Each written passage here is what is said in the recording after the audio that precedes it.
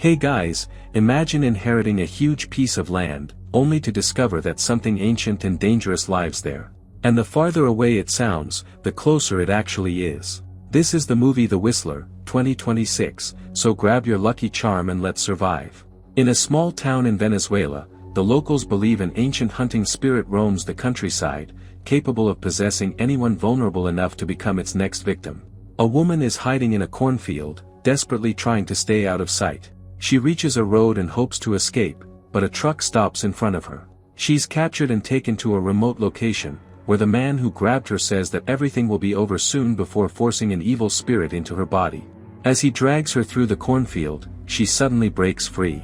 The man immediately hears a distant whistle and rushes back home on horseback. The whistling grows fainter and fainter, but just when he thinks he's safe, something leaps out of the darkness and attacks him. The next day, a couple arrives in the region. Nicole stops the car after noticing ashes falling from the sky, which many locals consider a bad omen. Her husband, Sebastian, tells her not to worry because he'll protect her.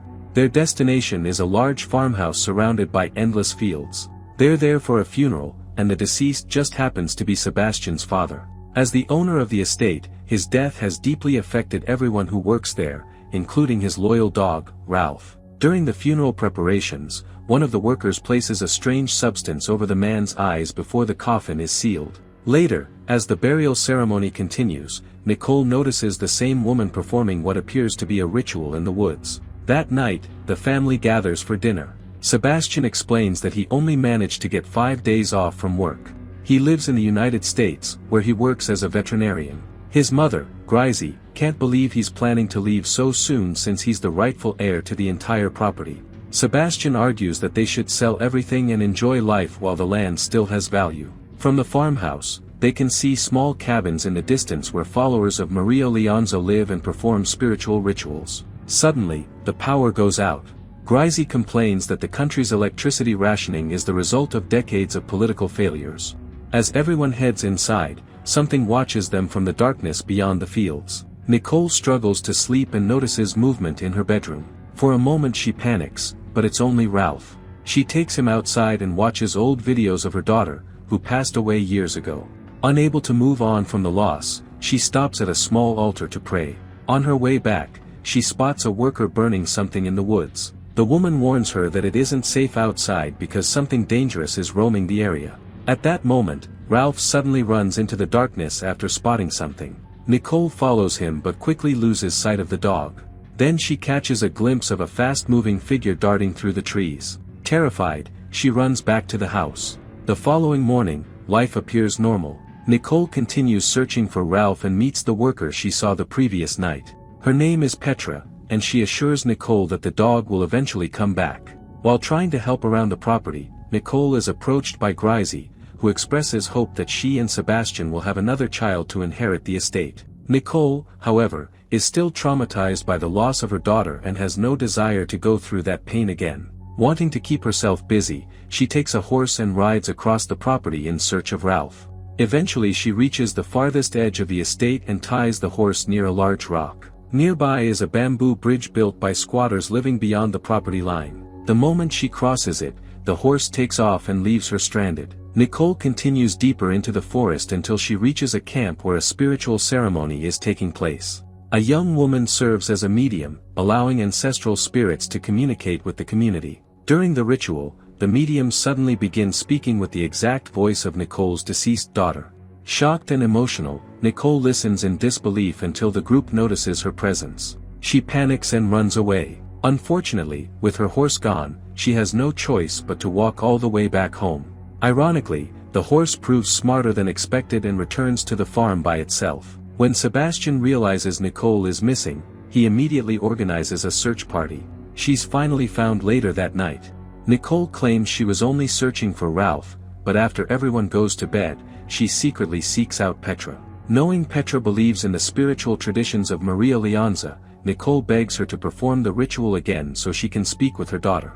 Petra wants to help, but she warns Nicole that now is a dangerous time. A spirit known as the Whistler has been unleashed, and attempting any ritual could allow it to enter her body. As a precaution, Petra gives Nicole a protective bracelet. Meanwhile, Sebastian becomes increasingly concerned about everything happening around the estate. For the first time, he starts considering staying permanently to take over his family's land. Surprisingly, Nicole agrees, although her reasons are tied more to the possibility of contacting her daughter again than to the farm itself. The next morning, several workers are walking through the fields when they hear a whistle in the distance. One of them immediately recognizes the legend and warns the others that they should walk toward the sound. The second worker laughs at the idea and stays where he is. The problem is that with the whistler, the quieter the whistle becomes, the closer the creature actually is. And unfortunately for him, he never returns to tell the story. And guys, make sure to leave a like because things are about to get so unbelievably stupid that I deserve it before I even finish telling this story. Already left a like? Alright then, let's keep going. Imagine the most stubborn person possible.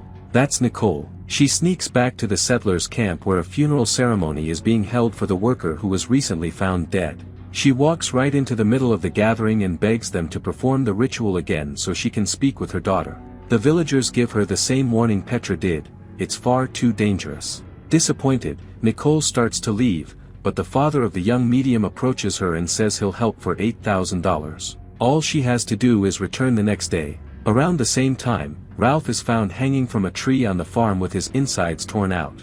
Sebastian is horrified, and that's when he learns his father was found in exactly the same condition. His mother had kept that detail from him because she was afraid he would abandon the property and never come back. Meanwhile, Petra is deep in the woods performing a protection ritual when Nicole finds her and demands answers about the creature. Petra explains that the spirit is known as the Whistler. According to the legend, it was once a young hunter with extraordinary skills. One day he went hunting with his father and returned alone carrying meat, but nobody knew what animal it had come from. When the truth was eventually discovered, he was killed, but his spirit remained behind, wandering the land and searching for weak souls to possess.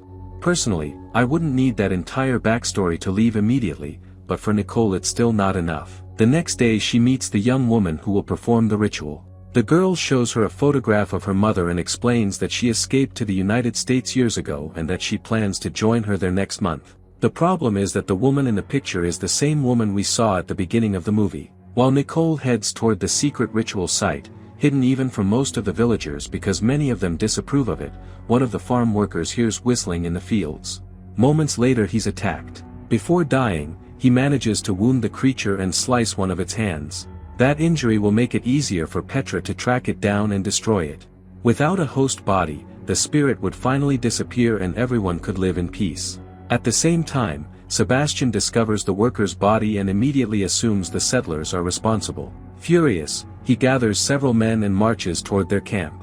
They destroy the makeshift bridge leading into the area just as Nicole's ritual succeeds and she finally speaks with her daughter. Unfortunately, while the Whistler is searching for a new body, it finds the young medium. You can probably guess how that turns out. The girl's father is killed, and Nicole is forced to run through the forest because the bridge back home has already been destroyed. She is eventually found by Sebastian and his men. Nicole desperately tries to explain what's happening, but Sebastian is completely blinded by anger. He refuses to believe any stories about spirits and orders her back to the house. The problem is that the house is no longer safe. Nicole tries escaping with her mother-in-law, but the older woman is caught.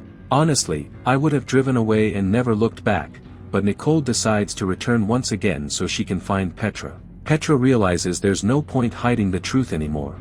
She reveals that Sebastian's father was responsible for everything. He had ordered a ritual to summon the Whistler and used the woman from the road as a vessel. His goal was to drive the settlers away from the land, but everything went horribly wrong. Every man sent into the forest ended up dead, and Sebastian himself barely survived. Nicole then comes up with what might be the dumbest plan yet. She decides to sacrifice her own soul in order to save both the possessed girl and her husband. Ever since her daughter died, she feels she has nothing left to lose. Using a ceremonial knife, she manages to lure the spirit into a trap. Just as her plan begins to work, Sebastian suddenly reappears. His solution is simple: shoot the possessed girl and end everything immediately. Honestly, that's not the worst idea anyone has had in this movie. But Nicole refuses. Instead, she locks herself inside a burning house, hoping that once the spirit possesses her body it will be trapped and destroyed in the flames. Before carrying out the sacrifice, she shares one final emotional moment with her daughter. Several years later, Nicole is somehow still alive. Her body is covered in burn scars, but the Whistler is gone. She has also had another child and appears to have overcome the trauma that haunted her for so long. Unfortunately, the stupidity hasn't disappeared. The settlers and the farm owners have now become close friends, and one day their children are playing together when they find an old knife in the forest.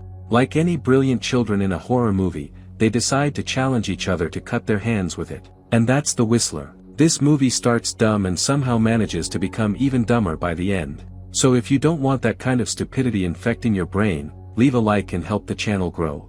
As for me, I'm getting out of here. See you next time, take care, and I'm out.